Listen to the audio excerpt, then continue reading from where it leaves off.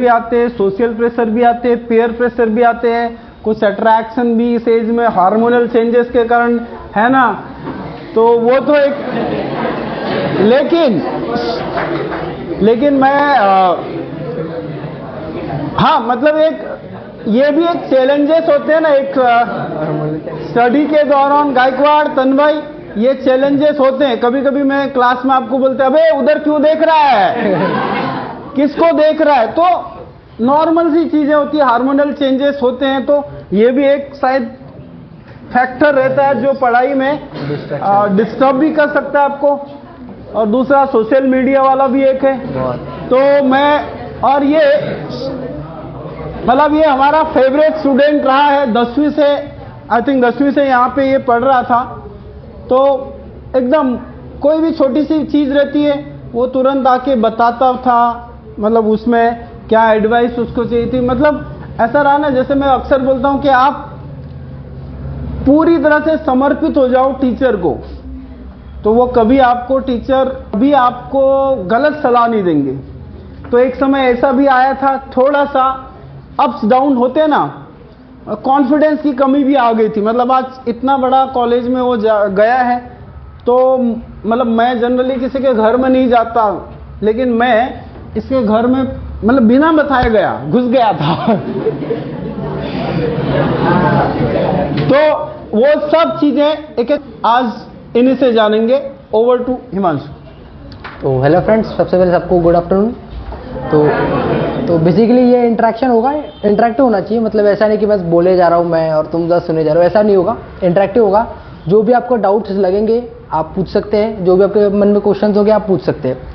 तो basically start करते हैं जर्नी के हिसाब से। तो मैं पहले 10th में यहाँ था, 10th में यहाँ से ही मैंने 10th किया है। सो मैं पहले मतलब 9th में तो एकदम एवरेज स्टूडेंट था। 10th में आने के बाद मैंने अपने को डेवलप करना शुरू किया और धीरे धीरे करके मतलब प्रैक्टिस कर करके मैं 10th में अच्छा खासा स्कोर ला लिया था। सबसे स्टार्टिंग से मेरा ये था कि मेरे में जो रिटेंशन पावर, मतलब जो रिकॉल करने का जो पावर है थोड़ा सा कम है, मतलब याद ज़्यादा रहता नहीं था, पर लॉजिक अच्छे से हम अप्लाई कर सकते थे। तो लॉजिक इसलिए मैंने फिर इंजीनियरिंग की तरफ सोचा, क्योंकि फिर बायोलॉजी हमारे बस की थी नहीं, क्योंकि उसमें बहुत रिकॉल की ज़रूरत है, मतलब आपको याद रहना चाहिए अच्छा खासा। इसलिए मैंने इंजीनियरिंग की तरफ सोचा। और इंजीनियरिंग में भी ज़्यादा कुछ रहता नहीं है, मतलब क्या फॉर्मूले वगैरह है मैथ्स वगैरह में, तो उतना ही ज़्यादा है, ज़्यादा उतना रिकॉल करने की ज़रूरत होती नहीं है। तो फिर इसलिए मैं इंजीनियरिंग में गया, और वो भी यही से हमने जेई की शुरुआत की। मतलब सर ने बुलाया था, क्योंकि मुझे जेई के बारे जब मैं 11th में गया, IITs क्या होते हैं, NITs क्या होते हैं, IIIT क्या होते हैं, कुछ भी पता नहीं था। जस्ट गया, सर ने और फिर उन्होंने मुझे गाइड किया कि ये ऐसा होता है, ये इंस्टीट्यूट में ये पढ़ाया जाता है वगैरह। तो फिर उसके बाद मैंने सोचा कि जेई करना चाहिए, बिकॉज जेई वो प्लेटफॉर्म है जिससे आपको बहुत सी चीज़ें, मतलब ये इंस्टीट्यूट आपको जेई से ही मिलने वाले हैं, ऐसे कोई दूसरे एग्जामिनेशन से नहीं मिलने वाले। तो फिर जेई की शुरुआत की। तो इनिशियली होता क्या है जेई करते समय कि हमें पता नहीं होता कि एक्चुअल में कितना डेप्थ है, और वही रीज़न रहा जो मेरा रिजल्ट थोड़ा सा कम आया मेरे हिसाब से, क्योंकि मुझे पता नहीं था एक्चुअल डेप्थ कितनी है। तो जब आप जेई करने जाते हो तो आपके पास ओवरऑल 90 चैप्टर्स के आसपास होते हैं जो आपको पढ़ने होते 2 सालों में, मतलब 2 साल भी नहीं होता, मतलब 18 महीने के आसपास समय होता है, उसमें 90 चैप्टर पढ़ने होते हैं। और पढ़ने के साथ साथ एक इम्पॉर्टेंट बात यह है कि जब एग्जामिनेशन देने जाते हैं तो हमारे पास ऐसा नहीं होता कि ये चैप्टर आएंगे या कुछ भी आ सकता है, कहीं से भी आ सकता है। तो आपको पूरा याद होना चाहिए उस चैप्टर के बारे में इन डिटेल सब कुछ। सो ये एक बहुत बड़ा हर्डल होता है जब हम जेई की प्रिपरेशन करते हैं, तो कि इतने सारे चीज़ें याद कैसे रहेंगे। तो उसके लिए बेसिक से स्टेप ये होती है कि रिवीजन जो होता है, आपको स्टार्टिंग से रिवीजन करना होता है हर चीज़ को। एक बार में तो बहुत से कम बच्चे होंगे जो एक बार में याद कर सकते होंगे, और उनको लाइफ लॉन्ग, मतलब थोड़ा कुछ दिनों तक लॉन्ग टर्म मेमोरी जिसको हम बोलते हैं वो होगी। नॉर्मली सब मेरे जैसे होंगे जिनको बार बार रिवीजन की ज़रूरत पड़ती होगी। तो इसीलिए अगर आप जब भी शुरुआत करें, चाहे 3 चैप्टर हुए 4 चैप्टर हुए, बट आपको रिवीजन साथ में करते रहना होगा। एटलीस्ट कुछ नहीं, बस फॉर्मूले रिवाइज कर लिए, कॉन्सेप्ट एक बार देख लिया और क्वेश्चन 1-2 लगा लिए, तो वो अच्छा खासा ठीक ठाक रिवाइज हो जाता है, एकदम डीप में जाने की ज़रूरत नहीं होती। तो जब आप शुरू करते हैं, वैसे एक चीज़ पता चली कि आप मतलब खुद से ट्राई नहीं कर रहे क्वेश्चन। सर ने मुझे बताया आगे कि आप खुद से ट्राई नहीं कर रहे क्वेश्चन। सो आपको क्वेश्चन खुद से ट्राई करने पड़ेंगे, तभी आपका लॉजिक डेवलप हो जाएगा। क्योंकि अगर सर आ रहे हैं, सर करवा रहे हैं क्वेश्चन, वो ठीक है, आपको लगता है कि हमें आ रहा है, पर वो एक्चुअल में हमको आ नहीं रहा होता है, हम बस समझ रहे होते हैं और वो समझ रहा होता है। अगर आपको खुद से क्वेश्चन जब तक आप ट्राई नहीं करोगे आप खुद से सॉल्व ही नहीं कर पाओगे एग्जामिनेशन में, क्योंकि जेईई का एग्जामिनेशन ऐसा है कि कुछ भी कभी भी कैसे भी आ सकता है। उस टाइम पे ये नहीं होता कि जो क्लास में कराया क्वेश्चन है वही आएगा, बाई चांस आ गया, बट 90% चांस होता है कि वो एक नया क्वेश्चन होगा, आपको खुद से अपना लॉजिक लगा के सॉल्व करना होता है। सो जैसे कि ये जो चीज़ है बहुत इंपॉर्टेंट होती है मैथ सब्जेक्ट में। Math is all about logic, और वो लॉजिक कब तभी बिल्ड होगा जब आप खुद से ट्राई करेंगे। और जब आप क्वेश्चन ट्राई कर रहे होते हैं और समझ लीजिए कोई क्वेश्चन नहीं आता, तो आपको करना क्या है, सर से डिस्कस करना है, सॉल्यूशन देखना है। पर सॉल्यूशन देखते समय और एक इंपॉर्टेंट बात याद रखनी है कि केसेस याद रखने कि जनरली होता है इस टाइप का अगर क्वेश्चन है तो उसमें इस तरह से हम लॉजिक लगा सकते हैं। तो ये जो चीज़ें होती है आपको क्वेश्चन सॉल्व करते हैं, अगर इस टाइप में अगर क्वेश्चन रहता, क्वेश्चन तो मैच नहीं करता, बट हाँ ऐसे टाइप का क्वेश्चन में किया था तो इस तरह में ऐसे प्रोसीड करना होता है। क्योंकि जब आप क्वेश्चन सॉल्व करने जाएंगे तो आपको पता नहीं होगा कि कौन सी अप्रोच लगने वाली है। टाइम में 2-3 अप्रोच जल्दी with in a fraction of second अपने दिमाग में सोचनी है कि ऐसे करेंगे तो ये होगा, ऐसे करेंगे तो ये होगा। फिर उन 2-3 प्रोसेसेस में से आपको एक प्रोसेस चूज करने के ये सूटेबल रहेगी इस क्वेश्चन के लिए। तो इसके लिए आपको बहुत प्रैक्टिस की ज़रूरत है। आपको इतना अपने माइंड को कि एट ए टाइम पे आप 2-3 चीज़ें एक साथ सोच सके कि अगर इस वे से गए तो ऐसा सोल्यूशन आएगा, इस वे से गए तो ऐसा सोल्यूशन आएगा, इस वे से गए तो ऐसा सोल्यूशन आएगा। जब तक आप ये चीज़ डेवलप नहीं करेंगे तब तक आपका जो लॉजिक है वो बिल्ड नहीं हो पाएगा। और दूसरी बात कि लॉजिक और एक तरीके से बिल्ड होता है कि याद रखने से, मतलब कि जैसे कि आप बोल सकते हैं फॉर्मूलाज है। कभी कभार क्या होता है कि डेरिवेशन जो होता है ना उसमें से भी क्वेश्चन आ जाता है, तो आपको डेरिवेशन भी याद रखने साथ ही साथ में कि अगर ये क्वेश्चन ये डेरिवेशन से बीच से एक स्टेप को गायब कर लेंगे और नया क्वेश्चन फॉर्म कर लेंगे। जनरली ये इलेक्ट्रोस्टैटिक वाले क्वेश्चंस में होता है सर। आप पूछ सकते हैं इलेक्ट्रोस्टैटिक्स के वगैरह जो क्वेश्चंस थे उसमें जनरली ऐसा नहीं होता कि फॉर्मूला लगा दिया आंसर आएगा। उसमें उनको स्टार्टिंग से जाना पड़ता है, इंटीग्रेट करते हुए छोटा फॉर्मूला लेके एकदम इंटीग्रेट करते हुए जाना होता है। तो ये सब चीज़ें आपको मिलेगी। तो वही होता है कि अगर मैथ्स अगर आप सॉल्व कर रहे हैं तो मैथ्स सॉल्व करते समय आपको जो करा रहे हैं वो भी करने हैं, आपको खुद से भी क्वेश्चन ट्राई करने हैं। और ऐसा नहीं कि बस आ रहा है 5-10 मिनट आ रहा है आपने तंग हो गया और छोड़ दिया, नहीं। आप अगर समझ लीजिए कोई क्वेश्चन ट्राई कर रहे हैं, नहीं आ रहा, 5-10 मिनट उसको ट्राई कीजिए, नहीं आ रहा छोड़ दीजिए, दूसरे क्वेश्चन पर ट्राई कीजिए, कॉन्फिडेंस मिल कर फिर से उस पर जाइए। और 2-3 बार, कभी कभार क्या होता है 1 दिन नहीं होता, 2 दिन नहीं होता, पर 2-3 दिन में वो क्वेश्चन हो जाता है सॉल्व। नहीं होता फिर तो सर है और अपना इंटरनेट भी है। और अगर ऐसा जो क्वेश्चन है जो आपसे सॉल्व नहीं हुआ, आपने सर की मदद ली है, तो आपको एक चीज़ याद रखनी है कि उसमें क्या जो चीज़ थी जो आपने नहीं सोची थी उस क्वेश्चन में, वो आपको याद रखनी है। और एक चीज़ इंपॉर्टेंट याद रखनी है कि अगर इस टाइप का क्वेश्चन आता है तो ये चीज़ याद रखनी कि हाँ ऐसा सोचना था जिससे क्वेश्चन जिससे इसका आंसर आ सकता है। तो ये आपको चीज़ याद रखनी है। और एक चीज़ होती है फिर केमिस्ट्री, जो कि मेरी सबसे वीक थी सबसे कम परसेंटाइल उसी में है, और उसमें गलती भी मेरी थी क्योंकि पता नहीं था कि अच्छे से प्रिपेयर कैसे करना है। तो बेसिकली ऑर्गेनिक जो मेरा स्ट्रॉन्ग था, और एग्जामिनेशन में भी ऑर्गेनिक्स में मेरा एक भी मार्क्स नहीं कटा।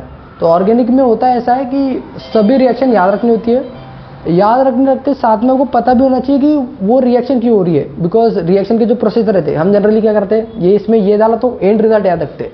बस सिर्फ एंड रिजल्ट से नहीं, बहुत बिग में तक क्वेश्चन आए हैं कि जो मिडल वाले जो इंटरमीडिएट जो बनते हैं ना वो आपको पूछे जाते हैं। तो वो भी आपको याद रखना ऑर्गेनिक में। और साथ ही साथ में नेम, ऑर्गेनिक में बहुत बार ऐसा क्वेश्चन होता है कि होती रिएक्शन सिंपल है बट वो ऐसे वर्ड फॉर्म में आती है, बिकॉज उसमें नेम्स वगैरह दिए होते हैं एंड बाकी जो चीज़ें दी होती है, तो वो उसके लिए भी आपको नेम्स अच्छे से याद होने चाहिए आप कंपाउंड्स के। और फिर वही physical is all about concept को पढ़ना है और क्वेश्चन प्रैक्टिस करनी है। विदाउट क्वेश्चन प्रैक्टिस आप फिजिकल में स्कोर ही नहीं कर पाएंगे। अब अगर आप फिजिकल केमिस्ट्री में अच्छा स्कोर करना चाहते हैं तो आपको हर एक चैप्टर को 2 से 3 बार पढ़ा हुआ होना चाहिए, उसके अच्छे तरीके से प्रैक्टिस होनी चाहिए।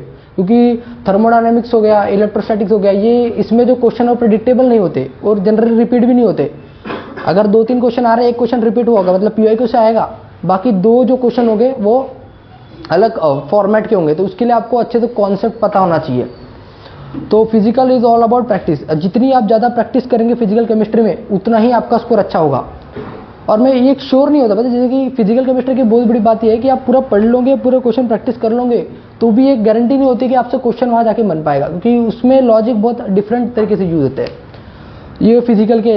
इसलिए आपको फिजिकल के अलग अलग टाइप के क्वेश्चन ट्राई करने चाहिए और बहुत अच्छी प्रैक्टिस करनी चाहिए।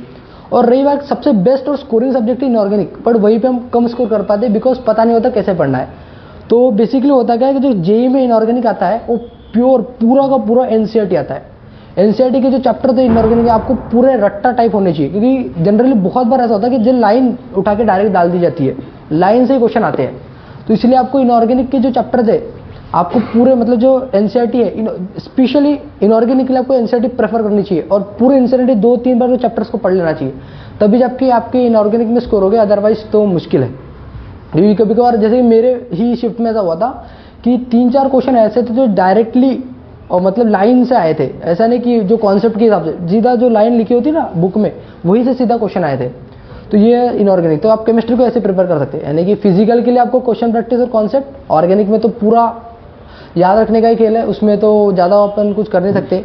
और ऑर्गेनिक में भी बहुत बार कैसा है कि बीच में से आता है तो आपको पूरी प्रोसेस पता होनी चाहिए कि स्टार्टिंग से लेकर एंड तक के, ये होता है ऑर्गेनिक। और इनऑर्गेनिक तो आपको बहुत सिंपल है, बस इनसाइट ही पढ़नी है, अच्छे तरीके से पढ़नी है, आपका इनऑर्गेनिक निकल जाएगा।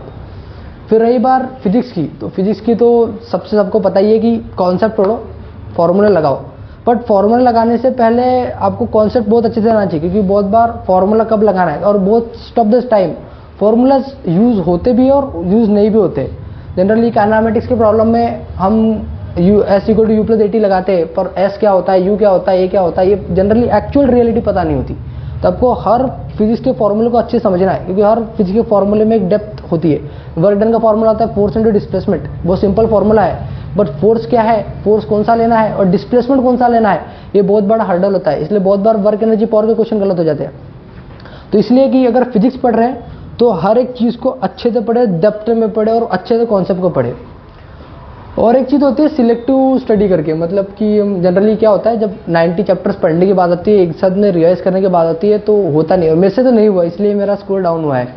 तो गलती मेरी ये हुई थी कि सभी पढ़ने गया, बट सभी पढ़ना वो पॉसिबल नहीं हो पाता। इसलिए जो मैंने गलती की थी वो ये थी कि मैंने शॉर्ट्स नोट नहीं, जो शॉर्ट नोट होते हैं ना वो नहीं बनाए थे।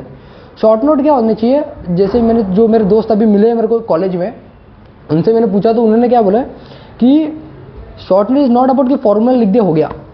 फॉर्मूले के साथ साथ कभी कभी क्या होता है जब क्वेश्चन सॉल्व करते हैं हमको अलग अलग टाइप के कॉन्सेप्ट पता होते हैं, मतलब पता चलते हैं। आप जब सॉल्व करेंगे आपको पता चलेगा कि कॉन्सेप्ट ऐसे लगाए जाते हैं, तो वो सब चीज़ें भी आपको लिखनी होती है शॉर्ट नोट में।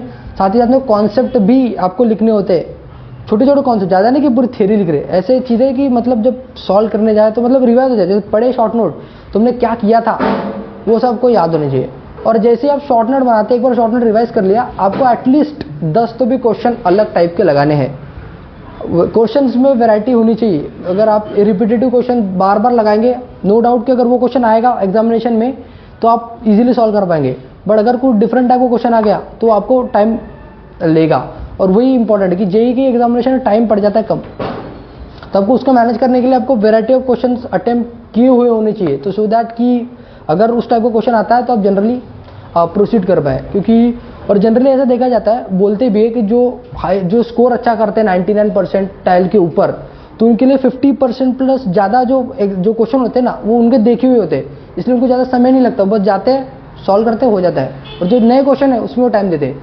बट हमारे साथ ऐसा हुआ कि हमने वो क्वेश्चन देखे ही नहीं, तो हमें टाइम लगा, तो इसमें हमें टाइम कम पड़ जाता है। तो ये भी चीज़ आपको देखने की वैरायटी ऑफ क्वेश्चन आपको अटेम्प्ट करने हैं, बाकी तो और कुछ नहीं है। बाकी तो फिर हाँ, ये तो जेई के बारे में हुआ। हाँ। तो यहाँ पे सीईटी वाले भी हैं सर, तो थोड़ा सा इन शॉर्ट सीईटी को भी कैसे अप्रोच करें, क्योंकि सीईटी वाले डर जाएंगे इतना पढ़ना पड़ेगा, तो थोड़ा मतलब सीईटी और जेई में क्या डिफरेंस है, ये अभी तक जो बात बताई, जो अप्रोच बताया, जो डिफिकल्टी, जो किस तरह से स्ट्रेटेजी करना, ये सब जेई के लिए था। जी बिल्कुल बिल्कुल। अब थोड़ा सा हम, क्योंकि सीईटी के बच्चे भी है, तो थोड़ा सीईटी को कैसे अप्रोच करें, क्या रिक्वायरमेंट होती, क्योंकि दोनों एग्जाम का लेवल अलग रहता है, रिक्वायरमेंट और अप्रोच भी अलग रहेगा, तो थोड़ा सा सीईटी के बारे में भी ये बताएंगे। देखिए जेईई एग्जामिनेशन कैसा है कि कम क्वेश्चन में चलता है। अगर आप प्रिसाइज कर रहे हो, मतलब कि अगर आप 50 क्वेश्चन अटेम्प्ट कर रहे हो पूरे जेईई एग्जामिनेशन में, 48, 47 अगर आपको सही बन रहे हैं तो गारंटी आपका परसेंटाइल 98 या 99 आएगा। 50 क्वेश्चन अटेम्प्ट किए, 48, 47 अगर सही आ रहे हैं तो गारंटी आपका परसेंटाइल 98 प्लस आएगा। तो जेईई में ऐसा है कि आपको प्रिसाइजनेस होनी चाहिए, आपको करेक्टनेस, एक्यूरेसी बहुत मैटर करती है जेईई के एग्जामिनेशन में, क्योंकि वहाँ पे नेगेटिव मार्किंग भी होती है। बट वही CET is all about speed, जितने तेजी से आपका दिमाग काम कर रहा है, जो नीट एग्जाम जो प्रिपेयर करते हैं उनको स्पीड लगती है, उसी तरीके से सीईटी में स्पीड की बहुत ज़रूरत है, क्योंकि आपको 1 आवर मिलते हैं, 100 क्वेश्चन रहते हैं फिजिक्स केमिस्ट्री में, और इधर में तो 50 रहते हैं मैथ्स में, पर आपको स्पीड बहुत ज़रूरत होती है फिजिक्स एंड केमिस्ट्री में। तो जो सीईटी जो होता है उसमें उतना मतलब जो चेंज नहीं आएगा एग्जामिनेशन के पैटर्न में, मतलब जो रिपीटेड क्वेश्चन ही पूछे जाते हैं, पीआईक्यू से जनरली पूछे जाते हैं। तो अगर आप सीईटी के लिए प्रिपेयर कर रहे हैं तो मेरे हिसाब से आपने पीआईक्यू तो अच्छे तरीके से लगाने चाहिए, पूरे 2-3 बार। और ऐसा होता जब आप इतने बार लगाते हैं तो बहुत बार ऐसा होता है कि जो क्वेश्चन के आंसर याद हो जाते हैं, आप जब सॉल्व करेंगे ना तो क्वेश्चन के आंसर याद हो जाते हैं। अगर जाते हैं सीईटी का एग्जाम जब आप देंगे तो आपको दिखेगा कि आपके बहुत सारे जो क्वेश्चन है वो आपने ऑलरेडी सॉल्व किए हुए होते जब वो क्वेश्चन कर रहे हैं, क्योंकि बहुत बार क्वेश्चन, बहुत नहीं, मेरे हिसाब से सीईटी का 50% पेपर रिपीट होता है, पिछले साल से ही आएगा, पिछले साल के क्वेश्चन में से ही आएंगे, और जो बाकी का 50% रहता है उसमें से भी 10% जो होगा जो अलग पैटर्न का होगा, बाकी का 40% बस न्यूमेरिकल वैल्यू चेंज होगी। तो अगर आपने जो 50% जो रिपीट हो रहा है, अगर उसके क्वेश्चन में से 25% भी अगर आपको याद है और आपको पता है कि इसका आंसर ये है, तो अगर तुरंत आपने टिक मार दिया तो वो बहुत बढ़िया हो जाएगा, तो आपको टाइम भी बचेगा, और टाइम बचेगा तो आप जो एक्स्ट्रा के क्वेश्चन अटेम्प्ट कर पाएंगे। और सीईटी के हिसाब से मेरे जैसे अगर कोई सीईटी प्रिपेयर कर रहा है तो उसके जो माइंड में सिर्फ 5 ही कॉलेज होने चाहिए जहाँ पे जाना है, एक सीयूईपी, विजेटीआई, अपना एसपीआईटी, पीआईसीटी, और जो मैं कॉलेज में वालचंद डब्ल्यूसी, ये 5 कॉलेज में ही आपको जाना है। अगर आप मास्टर लेवल पे सीईटी के लिए प्रिपेयर कर रहे हैं तो आपको 5 कॉलेज में से ही जाना है, क्योंकि यही जो कॉलेज आपको अच्छा एक्सपोजर देंगे बच्चों का, क्योंकि यहीं पे जो बच्चे आते हैं वो एकदम टैलेंटेड आते हैं। और तो यहाँ पे परसेंटाइल हमको फिर उसके लिए कितना ये भी बता दो, फिर 5 में तो जाना है। अरे है कि नहीं, 5 के अलावा और नहीं चाहिए। नहीं। आज हिमांशु ने भी बोल दिया, लेकिन परसेंटाइल कितना चाहिए? तो सर कैटेगरी वाइज अलग होता है, बट जनरल और ओबीसी का सेम ही है। ओपन का मान के चलो, सारे ओपन में। ओपन में ही समझ लीजिए, तो अगर जैसे सीयूईपी है और उसमें अगर आपको मैकेनिकल चाहिए, मैकेनिकल जो लोएस्ट ब्रांच है, तो आपको मिनिमम परसेंटाइल 99.1 लगेगा। मिनिमम हाँ? मिनिमम 99.1। वो भी देखो परसेंटेज और परसेंटेज में फर्क रहता है, ठीक है, जमीन आसमान का फर्क रहता है। शिफ्ट भी दुआ करना कि मतलब शिफ्ट भी अच्छी मिले। बहुत सारे फैक्टर है जिसमें परसेंटाइल डिपेंड करता है। 99 बहुत बड़ा परसेंटाइल नहीं होता है। नहीं, सीईटी के लिए 99 परसेंटाइल बहुत बड़ा नहीं है। अच्छा, मार्क्स अगर वो रेंज की तो कौन से रेंज में जाएंगे? तो बोल नहीं सकते, पर सर 130 प्लस अगर आते हैं तो 99 तक आ जाना चाहिए। 130 मार्क्स इस बार शायद 130 शिफ्ट के हिसाब से अलग अलग है, फिर भी अलग अलग लोएस्ट अपन बात करें 130 तो चाहिए मिनिमम, तो 130 के अब कभी कभार किस्मत खराब रही, शिफ्ट इजी रही तो 130 पे आपको 98 पॉइंट समथिंग मिल जाएगा। बट अगर अच्छी शिफ्ट रही, मॉडरेट लेवल की है, आपको 130 पे शायद 99.12 भी मिल सकता है, पर 99 चाहिए तो 130 तो मिनिमम है। तो पीसीएम की बात करें तो फिजिक्स के कितने क्वेश्चन छुड़ाने चाहिए सर? वो तो कितने, मतलब मेरी हिसाब से अच्छा एक जिसका एक टारगेट, ताकि हम वही फिजिक्स मतलब मेंटेन करें। तो अगर 130 के हिसाब से देखा जाए तो मैथ्स में स्कोर हो, अगर जिसका मैथ्स अच्छा है उसके लिए बढ़िया है, क्योंकि मैथ्स में बढ़िया बात यह है कि एक क्वेश्चन में 2 मार्क्स है। हाँ, तो वो बढ़िया है कि अगर कोई 30-35 भी अगर अच्छे से बना लिया, 30 हाँ 30, तो 60 मार्क्स आ जाते हैं। 60 और मार्क्स। केमिस्ट्री और फिजिक्स में भी अगर 70 के आसपास ला लेते हैं तो हो गया, 130 तो आ गए। केमिस्ट्री में कितना सॉल्व कर सकते? 50 में से? सर सबसे स्टार्टिंग में पेपर केमिस्ट्री का ही आता है, हाँ। से शुरू होता है, तो उसमें तो छोड़ने का कोई ऑप्शन ही नहीं है। छूटेंगे तो फिजिक्स में छूटेंगे 45 तक जा सकते हाँ हैं आराम से। 45 अटेम्प्ट तो पूरे करने हैं, अटेम्प्ट तो छोड़ना ही नहीं है। नेगेटिव मार्क्स तो नेगेटिव है नहीं, तुक्के मार लो चलता है कोई, पर छोड़ना नहीं। कभी तुक्के बहुत कम की चीज है। देखिए तुक्के भी सही लग जाते हैं, लेकिन हर बार नहीं होता ऐसा। जितने आप देखिए करना क्या, 1 घंटे 1 आवर होता है हमारे पास, 1 आवर होता है फिजिक्स केमिस्ट्री के 100 क्वेश्चंस के लिए। हाँ, बहुत ही स्पीड लगा दे तो भी 100 तो नहीं होने वाले, 70-80 तक हम पहुंच सकते हैं। तो आखिर के 5 मिनट्स में करना क्या है, तुक्के ही लगाने हैं, छोड़ना बिल्कुल नहीं है। किस्मत अच्छी रही, 3-4 भी अगर मार्क्स मिल गए तो फायदे में पड़ जाते हैं, ऐसा होता है। मतलब 40-40 मान के चलते हैं। 40-40 आने चाहिए एक्यूरेट। आप 40 फिजिक्स और 40 केमिस्ट्री जनरली आपको मिल ही जाएंगे ऐसे क्वेश्चन, क्योंकि इनऑर्गेनिक में होते ही है कि कुछ बीच में कुछ पूछ लिया, नहीं आ रहा तो क्यों टाइम पास करना है, छोड़ दो। हाँ, टाइम पास बिल्कुल नहीं करो। सीईटी में बहुत आपको स्पीड और मतलब टाइम पास नहीं करना है, क्योंकि अगर नहीं आ रहा उस पर बैठे रहे क्वेश्चन पे, ये अगर सीईटी में कर लिए तो हो गया, नहीं आ रहा छोड़ दो, क्योंकि बहुत क्वेश्चन है, क्वेश्चन बहुत मिल रहे। बहुत बार ऐसा होता है कि अपन हार्ड क्वेश्चन में मिल जाते हैं, उसके बाद वाला क्वेश्चन ईजी होता है, और क्योंकि क्वेश्चन दिखते नहीं है, एक एक करके जाना होता है, तो इसलिए भी अगर कोई क्वेश्चन दिख रहा है कि नहीं बन रहा है, आपको पहले ही क्लिक हो जाएगा कि नहीं बन रहा, तुक्के लगा के छोड़ दो, कोई इशू नहीं है इसमें। मैंने तो किया है इसलिए बोल रहा हूँ। फिर हाँ सीरियसली, मैंने जब मैं सीटी का एग्जाम दिया था, मैंने केमिस्ट्री में 40 क्वेश्चन जो थे खुद से अटेम्प्ट किए थे, बाकी के 10 क्वेश्चन तुक्के थे। और फिजिक्स में टाइम नहीं मिल पाया था, क्योंकि फिजिक्स में हमें लगता है कि आसान होते हैं, बट फिजिक्स के क्वेश्चन लेंदी होते हैं, केमिस्ट्री के हिसाब से लेंदी होते हैं क्वेश्चन। तो केमिस्ट्री में 45 का टारगेट लेके चलता हूँ, और केमिस्ट्री आज मेरे हिसाब से 20-25 मिनट में हो जानी चाहिए। देखा कि आंसर आना चाहिए बस हो जाए, क्योंकि केमिस्ट्री में फिजिकल में आपको बस कैलकुलेशन है, बाकी इधर कैलकुलेशन नहीं है। क्योंकि और फिजिक्स में ऐसा है कि आपको हर इसमें कैलकुलेशन है, और फिजिक्स के क्वेश्चन आते लेंदी है। आप जब देखोगे ना, अगर आप देखोगे तो लेंदी आते हैं, इसमें कुछ कुछ चैप्टर के तो बहुत टफ रहते हैं। अगर बाय चांस रे ऑप्टिक्स वगैरह हो गया, वहाँ के क्वेश्चन टफ आते हैं, तो उसमें भी आपको फिर टाइम चाहिए। तो इसलिए एक करना कि अगर सीटी एग्जाम दे रहे हैं तो 1 आवर अगर मिल रहा है तो 20 में करना कि भाई 25 मिनट में 20-25 मिनट में केमिस्ट्री पूरा खत्म हो जाना चाहिए, फिर बाकी का बचा हुआ टाइम फिजिक्स को दे पाए। क्योंकि फिजिक्स के क्वेश्चन ऐसे देख के नहीं होने वाला, आपको लिखना ही पड़ेगा, फॉर्मूला लगाना पड़ेगा। और केमिस्ट्री का थोड़ा सा ये मतलब जब अपन नोट्स पढ़ बुक पढ़ते तो बहुत सारे क्वेश्चन डायरेक्टली रहते हैं, बन जाते हैं, मतलब बन जाते। मैं वही बोला कि सीटी का 50% पेपर रिपीट होता है, पेपर पिछले साल से आएगा, उसके बाद का 50% में 40% बस सेम पैटर्न रहेगा, न्यूमेरिकल वैल्यू चेंज होगी, बाकी 10% में थोड़ा सा इधर उधर। मतलब PYQ से आपको एक आइडिया आ जाता है। जैसे अपन PYQ कराते हैं ना, जैसे 12th को मैंने PYQs कराए हैं, लेकिन नई बैच को थोड़ा एक्सपेरिमेंट किया है। PYQ इसलिए करते हैं ताकि आपको आइडिया आए कि किस तरह से वो क्वेश्चन आते हैं या कौन से कॉन्सेप्ट पे वो ज़्यादा फोकस करते हैं, तो उससे आपको एक आइडिया आ जाता है PYQ से। सीटी में PYQ बहुत इंपॉर्टेंट है। जेई के लिए मैं ज़्यादा रिकमेंड नहीं करूँगा, क्योंकि जेई में तो कुछ भी रैंडमली हर साल पैटर्न चेंज होता है, हर साल कुछ भी क्वेश्चन आते हैं। तो जेई में बाई चांस अगर आगे रिपीट हो गए तो 4-5 क्वेश्चन रिपीट होंगे पूरे पेपर में, पर सीटी में बहुत रिपीट होते हैं। सीरियसली, अगर कोई बच्चा अगर पूरे PYQ याद कर रहा है उसको, और उसको याद है उस समय में, तो आराम से सीटी निकाल देगा बहुत बढ़िया तरीके से। और से अपन पूरे PYQ रखता PYQ इज वेरी इंपॉर्टेंट। तो ठीक है, तो कुछ क्वेश्चन जो मेरे माइंड में भी आ रहे हैं। देखो, आप अगर सब लोग बातें करोगे तो ये जो सेशन है ये फिर फ्रूटफुल नहीं होगा। तो आपकी तरफ से मैं पूछूंगा कुछ चीज़ें जो आपके क्वेश्चन है मेरे माइंड में आ रहे, हो सकता है कि आपके, तो कुछ जेई में ऐसे बच्चे रहते हैं या सीटी में ऐसे बच्चे रहते हैं जिनका पढ़ाई में मन नहीं लगता है, तो उनके लिए क्या कर सकते हैं अपन? राइट, सही है ना? देखो, मैं आपको अच्छे से जानता हूँ, इसलिए मैं आपके ही क्वेश्चन, हाँ चलिए। मन का बहुत बड़ा, ये खतरनाक है, अच्छा क्वेश्चन है। मतलब 5% लोग हैं। अच्छा, इसमें मैं एक और चीज हिमांशु को पहले से क्लियर कट, यानी ये था कि मन भटकता है लेकिन भटकने देना नहीं है, ये इसने पहले ही बोल के रखा था।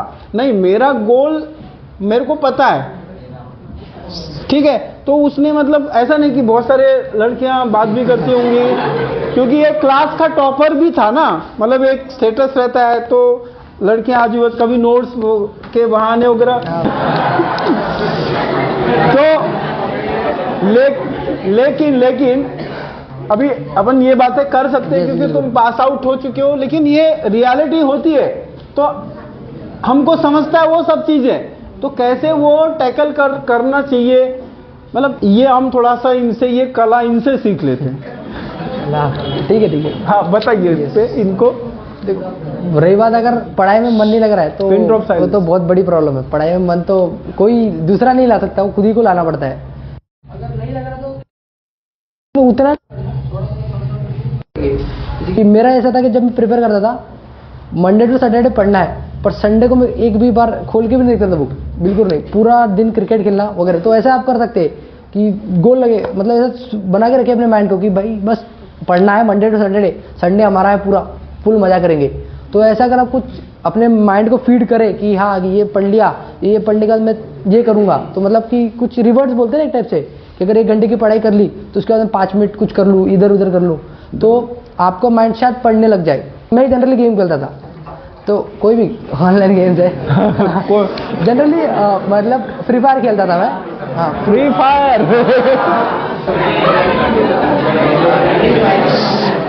देखो देखो ऐसा नहीं होता कि हम अगर प्रिपरेशन में है तो हमको बस पढ़ते रहना है, पढ़ते रहना है, पढ़ते रहना है, ऐसा बिल्कुल नहीं। अगर ऐसा कोई करता तो वो पास ही नहीं हो सकता। वो उसमें ज्यादा नहीं क्या 1-2 महीने करेगा, उसके बाद छोड़ देगा। मतलब टाइम पास भी करना चाहिए, बिल्कुल करना चाहिए। बहुत बहुत जरूरी पॉइंट है, वही करना चाहिए कि माइंड ऐसा। हाँ, देखो माइंड को रिलैक्स, मतलब माइंड को कुछ टाइम चाहिए होता है कि प्रोसेस करने के लिए। कैसा होता है कि जनरली अगर कोई 2 घंटे की पढ़ाई कर रहे हैं, आप 2 घंटे पढ़ लो, उसके बाद अगर उसके बाद पढ़ने जाओगे ना तो चीज़ें याद रहना कम हो जाती है। तो उसके बाद आप अगर थोड़ा सा ब्रेक लो, आपके माइंड को थोड़ा रिलैक्स होने दो, फिर उसके बाद आप पढ़ने बैठो तो फिर आपको याद आती है। तो और एक काम हो सकता है कि नींद एक बहुत बड़ा फैक्टर होता है कि हम जनरली क्या करते हैं, सोते नहीं है।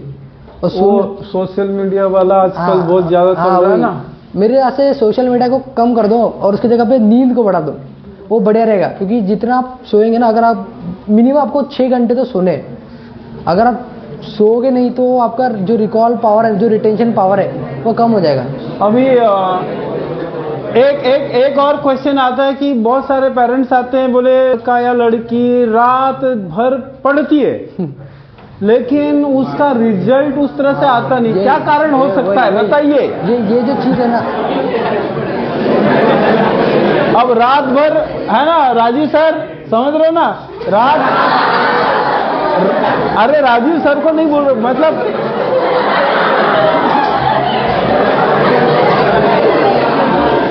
रात भर पढ़ रहे हो तो यार रिजल्ट आना चाहिए ना।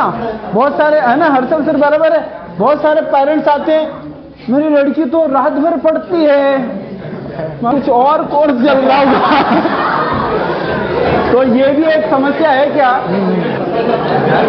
हाँ, वो और कुछ डिग्री के लिए अप्लाई करते वो। हाँ, अभी हिमांशु से सुनते अपन। देखो हम इस एज में कि अट्रैक्शन तो एक नॉर्मल फिनोमेना है, तो वो तो जनरली होना ही है, बट आप और नहीं होता तो वो तकलीफ है।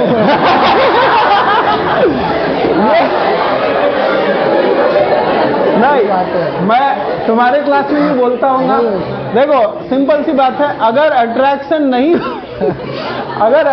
नहीं हो रहा है तो बड़ी समस्या है आगे। हाँ, अब हिमांशु से, हाँ वही अट्रैक्शन फिनोमेना मतलब नॉर्मल फिनोमेना है, पर वो अट्रैक्शन किस लेवल पे कर रहे हो वो भी देखना। हर किसी को देखो सही बात है ना।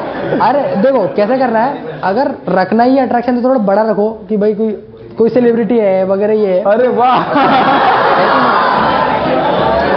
सही बात है। जैसे विक्की कौशल ने कैटरीना, हाँ ठीक है, हाँ सुनो भी। कभी कभार 2 चीजें होती है, एक तो आपको टैकल करना होता है, या फिर आपको उसको पकड़ के चलना होता है। तो जनरली क्या होता है, टैकल तो हो जाता है अगर आप मेडिटेशन वगैरह कर रहे हो, थोड़ा सा अपने आपको कंट्रोल रख रहे हो, अगर जो अट्रैक्शन होगा। पर आपने सोचा कि किसी काम का नहीं है, अभी हमारा मेन गोल है इंस्टीट्यूट चाहिए अच्छा जहाँ पे हम पढ़ सके, तो एक ये होता है टैकल। अगर आप मेडिटेशन वगैरह कर रहे हो, अपने माइंड को एकदम फिक्स करके रखा है तो टैकल हो जाता है। बट अगर किसी का नहीं हो रहा है तो क्या करो कि ऐसी चीजें रखो जो एक्सेसिबल ना हो। जैसे कोई सेलिब्रिटी है, नहीं होने वाली एक्सेसिबल, हाँ, मतलब उससे प्यार करो। वही तो फिर अगर टैकल हो रहा हो तो सबसे बेस्ट चीज़ है कि टैकल करने की कोशिश करो, कि मेडिटेशन वगैरह करो, थोड़ा मन को स्थिर करो कि नहीं करना ये सब चीज़ें, अभी जो काम है पढ़ाना है, इंस्टीट्यूट चाहिए बाद में जो, पर अभी नहीं करना है तो ये टैकल कर लो। नहीं हो रहा तो ऐसी चीज़ें रखो जो एक्सेसिबल नहीं है। और जरूरी है कि अट्रैक्शन सिर्फ ऐसी चीज़ों में होना चाहिए। अट्रैक्शन क्या हो सकता है, गेम में हो सकता है अट्रैक्शन, आप कोई गाड़ी को बना सकते हो, कोई कार वगैरह, ड्रीम बाइक हो, ड्रीम कार हो, या फिर कहीं घूमने जाना हो, कोई एक ट्रिप हो, वैकेशन ट्रिप हो, तो ये सब चीज़ें भी अट्रैक्शन में आती है। इनमें अगर अपने माइंड को अगर डाल दिया ना तो बाकी ये सब चीज़ें दिमाग लगता ही नहीं है। सीरियसली आप ट्राई करके देखो और मेक श्योर दैट कि अपने आप को जितना ज़्यादा बिजी रखोगे उतने ज़्यादा ये सब चीज़ों में दिमाग नहीं लगेगा। बिजी रखना शुरू करो अपने आप को। अगर जैसे पढ़ाई कर रहे हो, पढ़ाई कर लिया, उसके बाद फालतूगिरी ऐसे दिमाग में आ रही है, गेम खेलना शुरू कर दो। गेम खेलने वालों को जो तुम्हारा काम है, कोई शो देखना शुरू कर दो। खाली दिमाग नहीं रखना। हाँ वही, खाली दिमाग नहीं रखना। खाली दिमाग रहेगा तो फिर वो प्रॉब्लम करेगा। इसलिए ओके, तो हाँ सर भी पूछ रहे हैं कुछ सवाल। हाँ, जैसे कि जिसने कहा कि मैं 10th से यहाँ से पढ़ रहा था, ये 10th से पढ़ता था और 10th में इसकी ये बात थी कि सर पढ़ना है, अगर अच्छा कॉलेज मिलता है तो ही पढ़ना है। और मेरा मोटिव ये है कि मुझे अच्छा कॉलेज ही मिले, ये 10th से बोल रहा था, नहीं तो बाकी वो करके कोई मतलब नहीं है। बिल्कुल। तो जैसे कि मैं अभी देख रहा हूँ कि अभी हमारे साथ तुमने 10th पास किया हमारे साथ ही, ठीक। और यहाँ पर मैक्सिमम बच्चे ऐसे हैं बैठे हुए जो यही से 10th पास आउट करके, है ना, यही से 10th पास करके।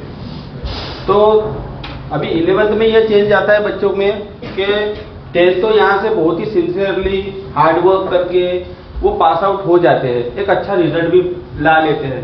तभी ये इनके पेरेंट्स सोचते हैं कि मुझे ये लड़का जेई में अप्लीकेबल है, सीईटी के लिए अप्लीकेबल है, ऐसा सोचते भी है।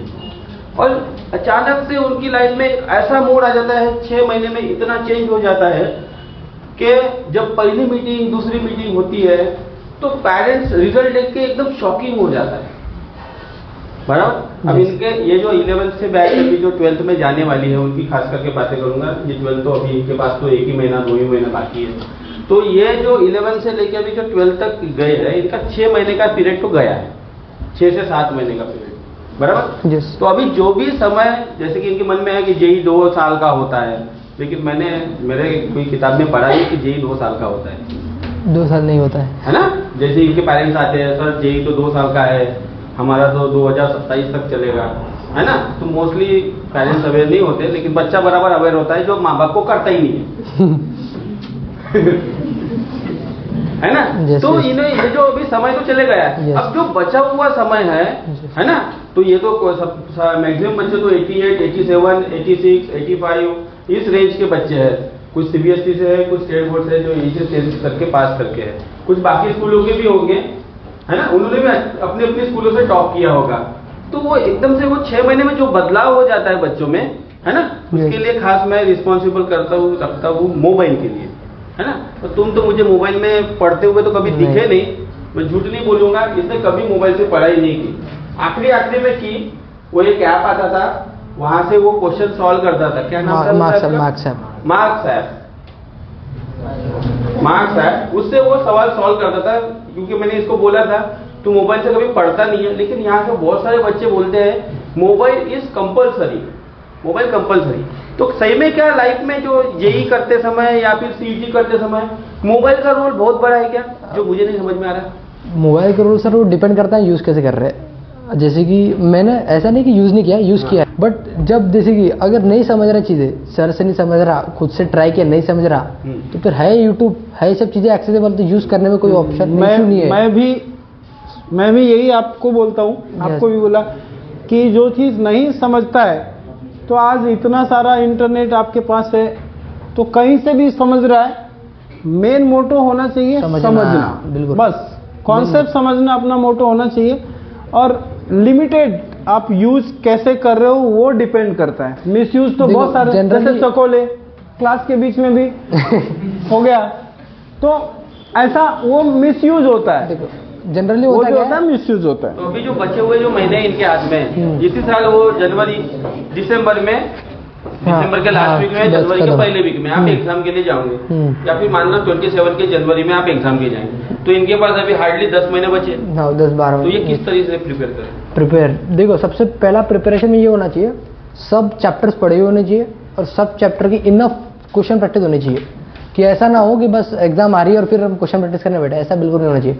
हर चैप्टर अच्छे तरीके से पढ़ा हुआ होना चाहिए। और ऐसे बहुत से चैप्टर है जिसको एक बार पढ़ने से कुछ नहीं होता, बार बार पढ़ना होता है। मैथ्स में ऐसे बहुत से चैप्टर सर बता देंगे, केमिस्ट्री में भी है, जनरली केमिस्ट्री, फिजिकल केमिस्ट्री ऐसे जो चैप्टर है वो ऐसा नहीं कि एक बार पढ़ लिया हो जाएगा, बिल्कुल उसे 2-3 बार पढ़ना कंपलसरी है, नहीं पढ़ोगे तो नहीं आने वाला, याद रख लो। तो वही है कि आपको चैप्टर अच्छे से पढ़े होने चाहिए, इनफ क्वेश्चन प्रैक्टिस होनी चाहिए। क्वेश्चन प्रैक्टिस बहुत इंपॉर्टेंट है जेई के पॉइंट ऑफ व्यू से। रिपीटेड क्वेश्चन नहीं आते और आपको अलग अलग वैरायटी के क्वेश्चन भी लगाने हैं, तो आपको ऐसे आपके शेड्यूल को मैनेज करना है कि आप हर दिन क्वेश्चन प्रैक्टिस तो कर पाए। ये तो आपको करना है कि कुछ ना कुछ, भले ही 2 हो, 3 हो, 4 हो, 5 हो, कुछ भी हो, बस करना जरूर है। और ऐसा नहीं कि बस जो पहले किए हुए उसी को घिसे जा रहे हैं और बोले जा रहे हैं कि हाँ हम क्वेश्चन प्रैक्टिस कर रहे हैं, ऐसा नहीं। Variety of question is very important, बहुत जरूरी है। और वो कहाँ, और जनरली मेरे ज़्यादा प्रेफर कीजिए बुक्स, होती सेंगेज है सर के पास वगैरह। सर अगर सर से बोले कि कौन से क्वेश्चन आ सकते हैं रिपीटेड, क्योंकि मैथ्स का क्वेश्चन पेपर सेंगेज से निकलता है, इधर उधर से तो नहीं आएगा मैथ्स का पेपर। केमिस्ट्री फिजिक्स का पता नहीं, बट मैथ्स का तो सेंगेज से। और फिजिक्स में भी अच्छी, जेई के लिए, हाँ जेई के लिए फिजिक्स में भी आप कोई बुक पकड़ लीजिए अच्छी से, जहाँ पे वेराइटी ऑफ क्वेश्चंस ट्राई करने की कोशिश कीजिए। ऐसा नहीं कि repeated question, variety of question try करने की कोशिश कीजिए। तो मेरे ख्याल से मोबाइल पे और सीटी के लिए, सीटी के लिए तो सर वो पीवाईक्यू सफिशिएंट जो अपन मॉड्यूल दे रहे हैं वो सफिशिएंट है। उसमें पीवाईक्यू भी है लेटेस्ट वाले, और टॉपिक वाइज जो बेसिक लेवल में मैंने बोला ना, सीटी में 10-20% ऐसा होता है जो अलग आएगा, बाकी 80% पूरा रिपीटेड क्वेश्चन ही होंगे। तो हमको 80% सिक्योर करना है, 80% भी सिक्योर कर लिया तो गारंटी है कि 99 के अबव परसेंटाइल आएगा। बस important CET point of view से देखा था, एक्यूरेसी बहुत इंपॉर्टेंट है। अभी ये 12th वाले भी है, तो अब कैसा है इनका, कब से बोर्ड का पेपर है? अभी मतलब 10 दिन, आज 10 है कि 11 है? अरे बाप रे, 12, तो 1 महीना भी नहीं है। तो अभी इनके मन में बहुत सारे बोर्ड्स के बहुत सारे सवाल भी चल रहे होंगे, शायद तुमने भी वो फेस किया उस समय। बहुत टफ है। एक मिनट थोड़ा सा, ये क्योंकि 12th वाले भी है तो इनको भी कुछ मिलना चाहिए, तो इस पे थोड़ा सा हम हिमांशु से जानेंगे कि क्योंकि मैंने शायद इंटरेक्ट किया था उस समय जब बोर्ड का पेपर आया था। तो दूसरा क्वेश्चन मैं इसमें जोड़ूंगा कि एक थोड़ा सा एंजाइटी होती है, मतलब यार मैंने साल भर तो पढ़ा नहीं, या पढ़ा तो भी याद नहीं आ रहा, एंजाइटी होती है, प्रेशर होता है, मतलब बहुत सारे अलग अलग थॉट शायद इस मतलब ये जो सिचुएशन है ये सबके साथ होता होगा, हमारे साथ भी हुआ होगा। तो ये इसने वो मतलब उस चीज को जिया हुआ है, मतलब उसने फेस किया हुआ, मतलब वो बोला सर मैं आता है सब कुछ, लेकिन मेरे को कुछ समझ, मतलब ब्लैंक हो गया था वो। एक समय ऐसा है कि वो मैं मतलब ऐसा ना, वो वैभव सर भी इसमें मतलब इनको भी बहुत बार कॉल किए होंगे, मतलब हमने बाहर भी मिले, घर में भी गए, तो वो मतलब एकदम ब्लैंक हो गया था। इतना अच्छा पढ़ने वाला एकदम स्टक, वो बोले सर मेरे को कुछ याद ही नहीं आ रहा, मैंने कुछ पढ़ा है क्या। तो ये भी सिचुएशन उसकी लाइफ में आया। इतना बड़ा अचीवमेंट करने के पहले वो सब सिचुएशन से ये गुजरा था। तो इसमें बहुत सारे जो 12th के अभी है हो रहा है ना, वो धक धक, हाँ बहुत है ना एक, अरे यार मतलब जहाँ जा रहे मतलब कुछ समझ में नहीं आ रहा, आंखें बंद करो तो वो सब दिख रहा है, बुक्स, पेपर्स, आने वाला फ्यूचर, ऐसा कुछ शायद होता है। तो इसको कैसे हम ये बच्चे टैकल करेंगे, थोड़ा सा इस पे अपन अब देखो चर्चा सीटी का तो मेरे को इतना ये नहीं था, पर जो जेई उनके पास हार्डली 10 डेज होते हैं, और वो 10 डेज में बहुत प्रेशर आता है, और मैं तो प्रेशर में पूरा बह गया था, मतलब सही में, मतलब एक बोलते डिप्रेशन जस्ट जाने ही वाला था। और एक इंश्योर कर लीजिए बात कि कुछ भी होना है पर एंजाइटी डिप्रेशन में नहीं जाना है, क्योंकि अगर आप एक बार गए तो आपका माइंड टोटली वीक हो जाएगा। जो आपके पास माइंड के पास पावर है याद करने की, याद रखने की, वो सब जीरो हो जाती है, और वो मैंने फेस किया है सीरियसली। अभी भी वो पावर जो मेरी पहले थी जेई के फेज में, वो अभी भी मेरे पास नहीं आई है। जितना मैं पहले ऐसा था कि 2-3 बार पढ़ो याद हो जाता और लंबे समय तक याद रहता था, पर अभी भी वो मेरे पास नहीं है कि मैं लंबे समय तक याद रख सकूँ, क्योंकि वो जो डिप्रेशन फेज था। तो एक चीज़ याद रख लीजिए कि कुछ भी हो जाए डिप्रेशन और एंजाइटी पे तो नहीं जाना है, क्योंकि अगर आप चले गए तो आपका माइंड टोटली वीक हो जाएगा, आप फिर ना रिकॉल कर पाएंगे ना आप याद कर पाएंगे। रही बात बोर्ड्स की, तो टैकल करना जो मैंने सीखा, जो टैकल करना तो सीख लिया कि कैसे बोर्ड्स को टैकल करना है। तो 10 दिन भी हो तो मेरे हिसाब से इनफ है कि आप कर सकते बोर्ड्स।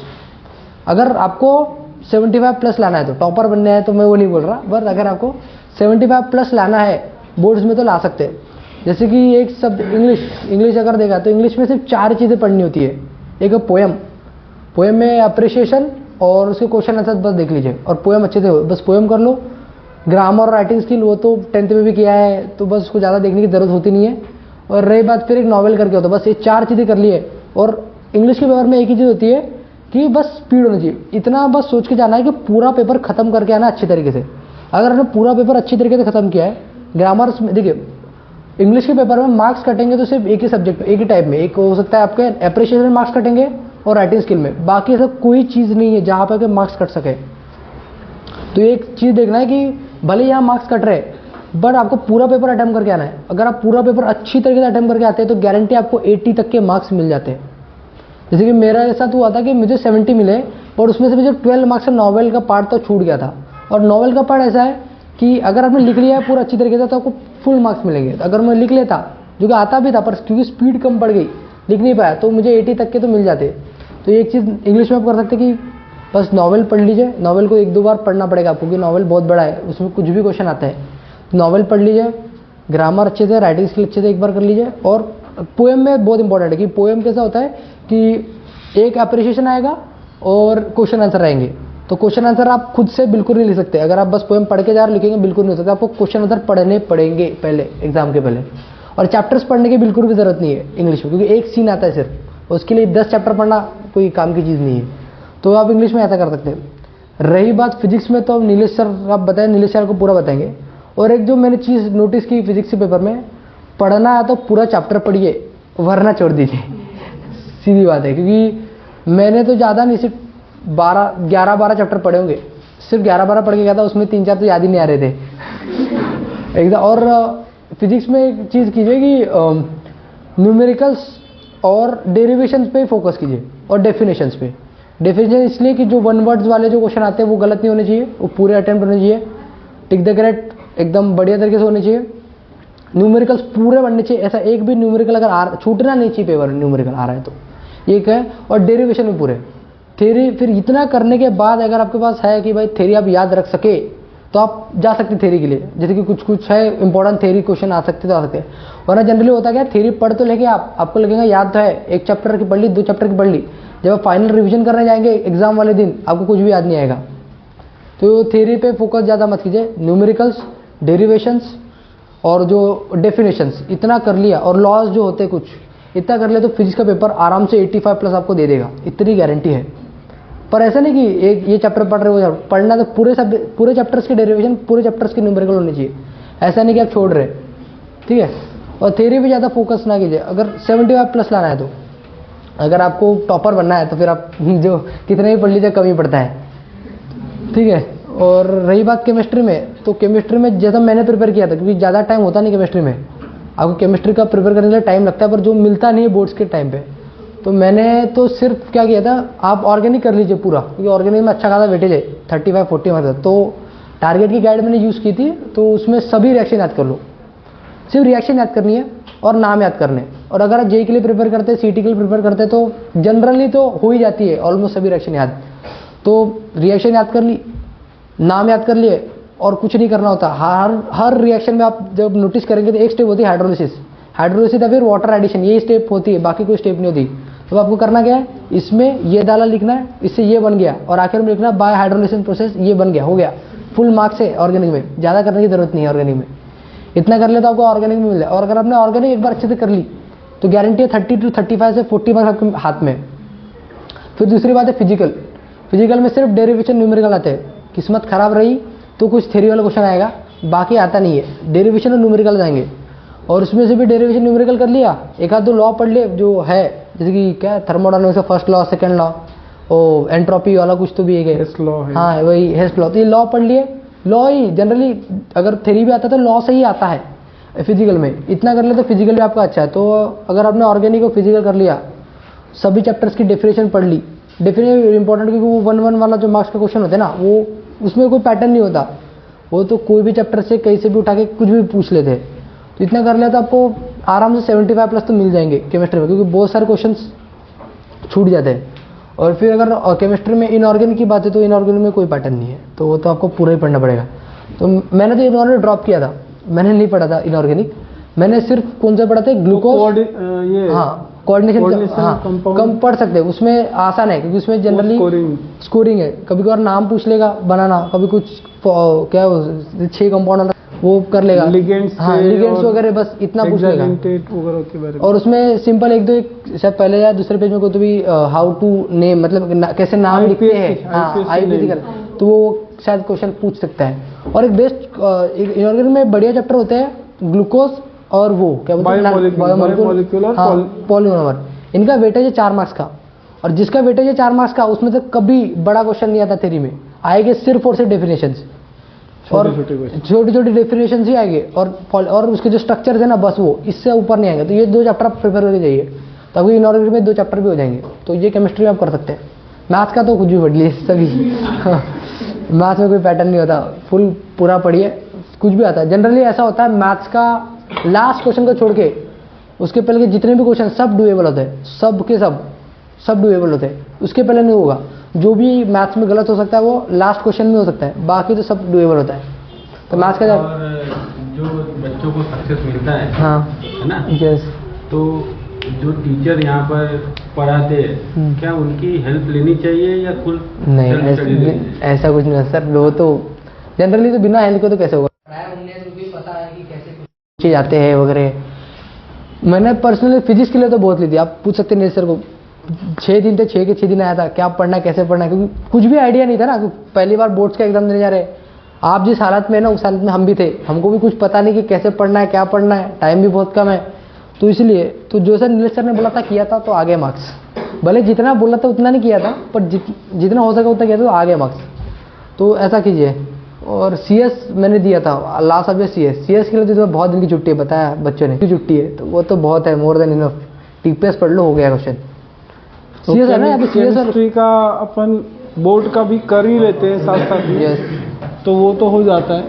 तो CS थोड़ा सा अभी आप में से अगर कोई कुछ पूछना चाहता है तो, क्योंकि बहुत ज़्यादा समय ऑलरेडी हो गया आपका भी, तो कोई अगर पूछना है भाई कोई सवाल है? कोई सवाल, पानी पिलाओ, कोई सवाल है तो आप पूछ सकते हो। नहीं है? हाँ मिताली,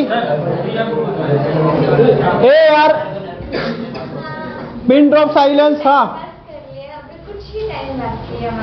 कितना टाइम है, कितना है? ये सीटी वाली है, 1 साल बाकी है इसके पास। 1 साल। गौर से देखिए इसको, ये वो। हाँ बाकी लोग यार चुप रहे, पानी पी के आजा बेटा, तुझा पानी पी के आजा। पानी के लिए आराम। हाँ कोई चिल। हाँ बोलो। हाँ मतलब कुछ भी छोड़ा नहीं है मतलब ठीक है आगे।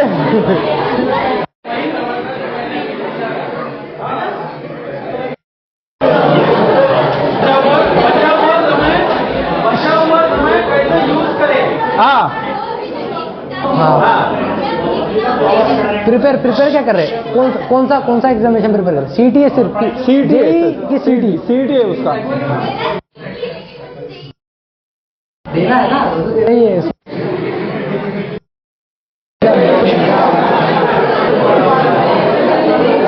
ओके ठीक है, अभी जवाब सुन लेते हैं। देखो जेई का भी एग्जाम देना,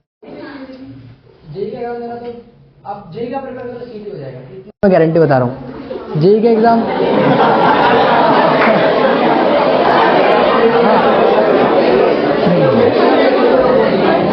मतलब ये देखो, मतलब हिमांशु ये बोल रहा है कि जो जेई वाले हैं उनको एक होप तो ये है कि यार जेई नहीं भी हुआ तो सीटी तो हो ही जाएगा, लेकिन सीटी वालों के लिए कौन सा होप है हाँ लेकिन सीटी हो जाता है। हाँ ओके, हाँ अभी चुप रहिए।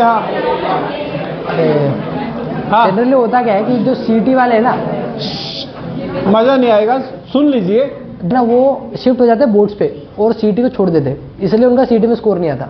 जैसे बोर्ड के एग्जामिनेशन है, उनको पता है बोर्ड के एग्जामिनेशन है, 1-1.5 महीने से लग गए बोर्ड के एग्जामिनेशन प्रिपेयर करने के लिए। ऐसा नहीं होता। अगर आप सीटी के लिए प्रिपेयर कर रहे हैं, मैंने बोला ना 50% है PIQ करने के, घिस दो मार्क्स आपके, हर एक क्वेश्चन अटेम्प्ट होना चाहिए, 1 बार हो रहा है 2-3 बार हो जाना चाहिए, तो लॉजिक भी बिल्ड हो जाएगा। और ट्राई करो लॉजिक बिल्ड करेगा, बोला ना कि खुद से जब ट्राई करोगे तभी लॉजिक बिल्ड होगा, ऐसे नहीं होगा। तो खुद से क्वेश्चन ट्राई करो, मार्क्स आपके पूरे, अगर आपने क्वेश्चन अच्छे से कर लिए, आपको पूरे समझते हैं, आपको पता है कि ऐसे लॉजिक यूज करना है, गारंटी बता रहा हूँ सीटी में आपका 99 के नीचे नहीं आएगा।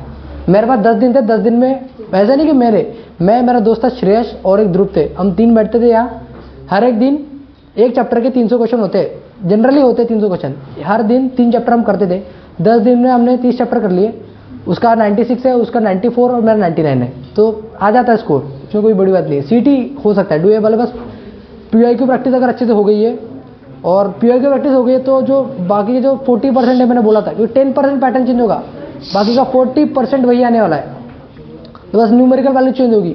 तो अगर पीआई को अच्छी तरीके से घिस लिए, पूरे कॉन्सेप्ट पता है, लॉजिक लगाना आता है, सीटी हो जाएगा।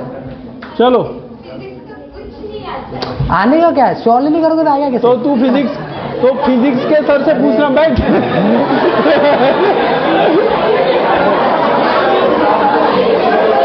अरे पहली बार केमिस्ट्री का नाम नहीं लिया इसने, बराबर है। चलो, नहीं तो केमिस्ट्री में बोलती रहती है। ओके, तो फिजिक्स को कैसे अप्रोच करना है वो नीलेश सर से बेटर और कोई नहीं बता सकता है, तो आप उनसे संपर्क करें इस मामले में, ठीक है। और एक पॉइंट है, फिजिक्स ही ना, सीटी का फिजिक्स क्या है, फॉर्मूला बेस्ड आता है, मोस्टली फॉर्मूला बेस्ड, कॉन्सेप्ट पता है, फॉर्मूला बेस्ड पता है, 2-3 क्वेश्चन लगा लिया, हो गया फिजिक्स। क्या लग रहा है उसमें? क्या? बिल्कुल, बहुत बढ़िया, सबसे बेस्ट सब्जेक्ट है स्कोर करने के लिए, अगर आपको स्कोर करना है तो। मेरा सीएस है क्या? हाँ, सीएस बाकी किसका है? मैं सीएस के लिए एक चीज बता सकता हूँ, सीएस में क्या करो, टीपीएस पकड़ो, टीपीएस याद करो, पता है टीपीएस बहुत बड़ी बुक दिखती है पर है नहीं, वहाँ पे होता है टीपीएस। बोले टीपीएस, ये कौन सी लड़की है? टीपीएस करना क्या है कि कोड का डोज करके एक ये होता है, मतलब यूट्यूब चैनल है, ऐप है, मैं बता दूंगा, वो आगे चलते हैं, वो कोड का डोज मैं दे दूंगा आपको। तो टीपीएस अगर आप पढ़ लिया ना, पेड है वो, हाँ मतलब तो वही करा दें इनको। सर कोड का डोज अगर करना ठीक है, कोड का वो क्या करता है, वो टीपीएस एक्सप्लेन करता है।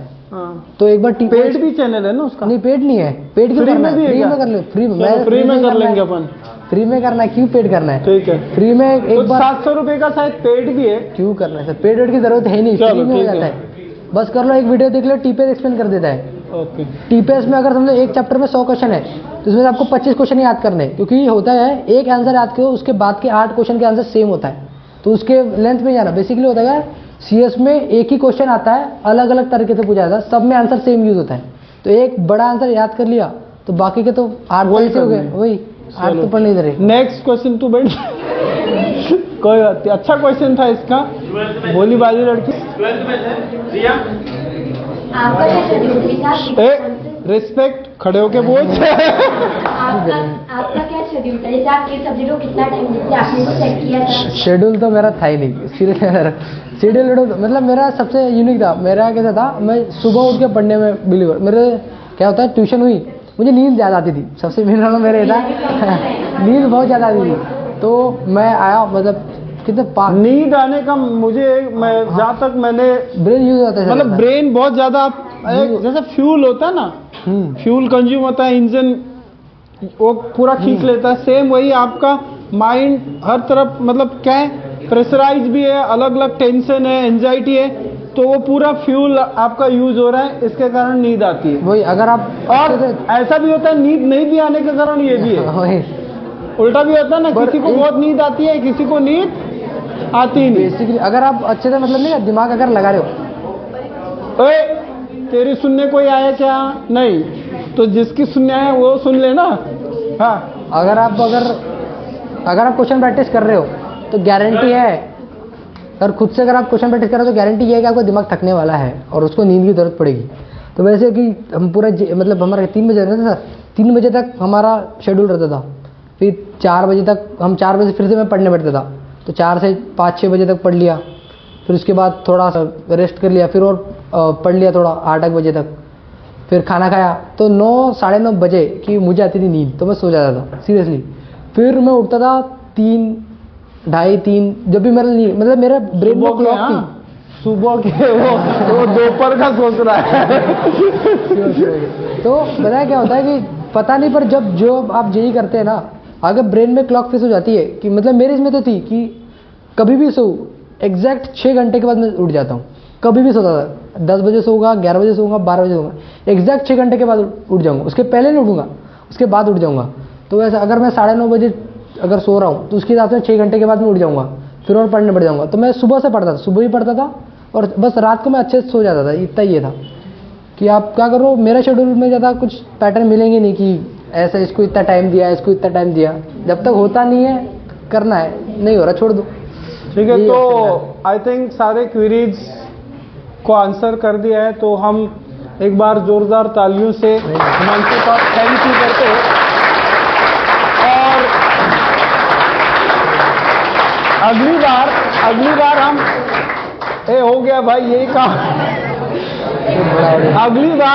अगली बार जब भी हम मिले तो मतलब सबसे पहले तो all the best for your future. आप अच्छा करो और ज्यादा सबको मतलब गेट सक्सेस और इन लाइफ। तो आगे अगली बार जब भी इसका कहीं सिलेक्शन होगा तब ये फिर हमको बताने आएगा कि किस तरह से how to get top most companies through. तो ये सब कंटेंट हम फिर से हिमांशु के साथ फिर से बात करेंगे। Thank you. सर नहीं, हाथ नहीं, कोई नहीं। तो बाकी मैं आपसे चर्चा चालू रखूंगा। रुको।